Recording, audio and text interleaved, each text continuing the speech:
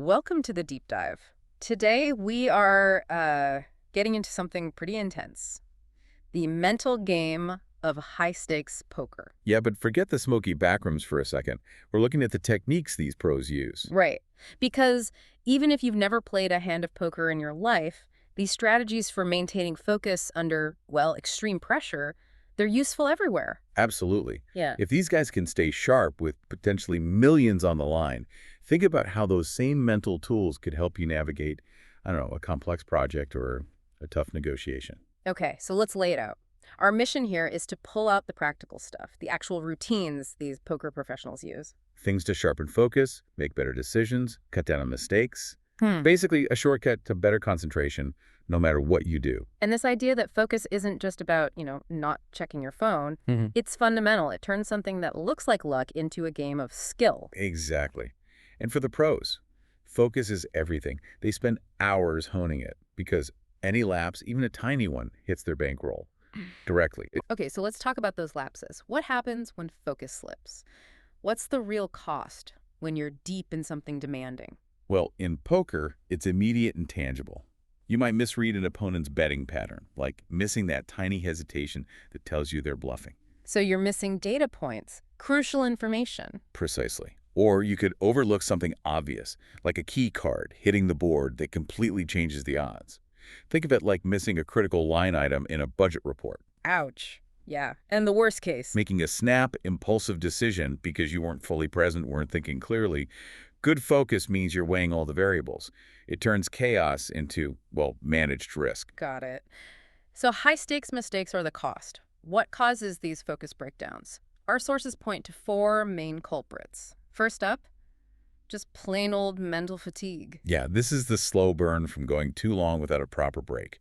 Your thinking gets sloppy, decision-making suffers. It's not just feeling tired, it's like your brain's executive functions are literally depleted. And the second one, this is the big one in poker, right? Emotional tilt. Oh yeah, tilt. That's when losing a hand or maybe getting annoyed by another player triggers this wave of frustration or anger. And it just overrides everything. Completely. It's like your emotional brain hijacks the controls. Logic goes out the window. All you want to do is win back what you lost, which usually leads to losing even more. Right, that downward spiral. Okay, third enemy, environmental distractions, the obvious stuff. Pretty much. Noise, people interrupting you, your phone buzzing, and that constant temptation to multitask. Which feels productive, but really isn't. Not at all. Every time you switch tasks, there's a cognitive cost. It fragments your attention. And the last one, lack of routine. Just jumping into something complex without any structure. Yeah, if you don't have a process, your brain wastes energy just figuring out how to start instead of actually doing the work. Makes sustained focus really hard. Okay, so that sets the scene. We know the enemies. Now, how do the pros build that fortress of concentration? Let's talk about the pregame routine. This is absolutely key. It signals to your brain, okay, transition's over, time to focus. Pros often start with some kind of mental prep. Like meditation. Sometimes, yeah. Or even just simple, focused breathing exercises. The goal is to calm the nervous system before things get stressful, Why is starting calm so important? because it lowers your baseline stress level. If you walk into a high-pressure situation already feeling tense, it takes much less to push you into that reactive, tilted state. Starting calm gives you resilience. Like stretching before a run. Okay, what else is in the routine? Strategy review. They'll go over notes, maybe look at past hands, or remind themselves of the specific tactics they want to use that day. So they're priming their brain. Exactly. It makes those strategies more accessible, sort of semi-automatic, reduces the mental effort needed to recall them in the heat of the moment. So if you were preparing for a big presentation, you'd mentally rehearse your key points right before. That's a perfect analogy. And they also set specific session objectives. Not just win money. No, often it's about the process. Like today, I'm focusing on playing disciplined, or I'm going to work on reading opponents better. It shifts focus from outcomes you can't control to actions you can. Makes sense. Okay, so that's the internal setup. What about the external, managing the physical space? Hugely important. You want to minimize anything competing for your attention. That means a quiet space, if possible. Noise-canceling headphones are popular, especially for online play. Basically, protect your focus bubble. You got it. And clamp down on multitasking. Turn off notifications, close unrelated tabs. Treat that focus time as sacred. Every interruption costs you. And the basic stuff, like your chair and desk. Don't underestimate it. An uncomfortable setup, bad lighting, a messy desk. These things create tiny, nagging distractions that add up over time and drain mental energy. Ergonomics matter. Okay, so you said it perfectly. How do you keep that focus going for hours? This seems like the hardest part. Technique number 3, take regular breaks. This might be the single most important yet overlooked strategy. Breaks sharpen concentration, they don't break it. Pros often work in cycles, maybe 60 to 90 minutes of intense focus, then a deliberate break. How long a break? And what do they do? Usually short, maybe 5 to 10 minutes. And crucially, it needs to be a real mental reset. Get away from the screen. So no checking email or scrolling social media? Definitely not. That just shifts the mental load. Instead, walk around, stretch, hydrate, maybe grab a healthy snack, some deep breathing. Let the brain actually recover. Okay, so structured breaks are key. This connects to the next idea. Mindfulness. How does that work in the moment, like right after a stressful hand? Mindfulness trains you to observe what's happening internally and externally without immediately reacting emotionally. So after a tough hand, instead of instantly getting upset about the loss, You pause. you pause. Hmm. You might use focused breathing right there at the table to calm that physiological arousal, that fight or flight response, before it spirals into tilt. It's an intervention tool. So if you get a frustrating email at work, you could take 30 seconds, breathe, notice if your shoulders are tense, and consciously relax them. Exactly that. A quick body scan can release physical tension that fuels mental errors. Mindfulness also applies to how you observe others. How so? You watch opponents, their bets, their timing, but you try to do it without instantly judging or forming assumptions. Just gather the data objectively first. It prevents you from projecting your own fears or hopes onto them. Interesting. Okay, underlying all these techniques is basic health, right? The brain needs fuel and rest. Absolutely fundamental. Sleep is non-negotiable. Aim for 7-9 hours. That's when your brain consolidates learning and clears out waste products. Without enough sleep, your reaction time, your judgment, it all suffers. And diet. Brain fuel. Think steady energy.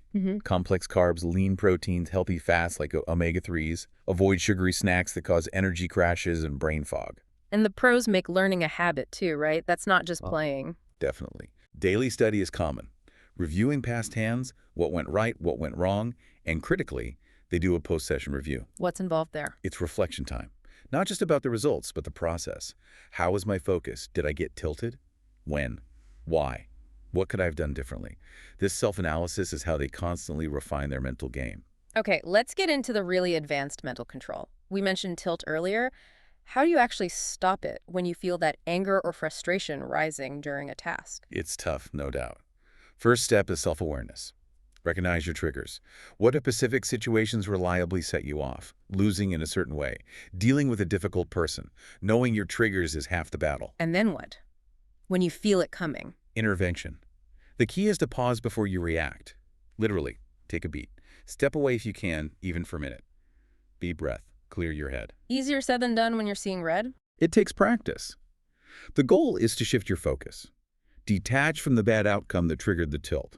Focus only on making the very next decision the right way, based on your strategy or the facts, not the emotion. So focus on the process, not the result of the last hand or interaction. Exactly. Pros think in terms of expected value, making the play with the best long-term odds, even if it loses sometimes. Accept that variance, stuff outside your control, happens.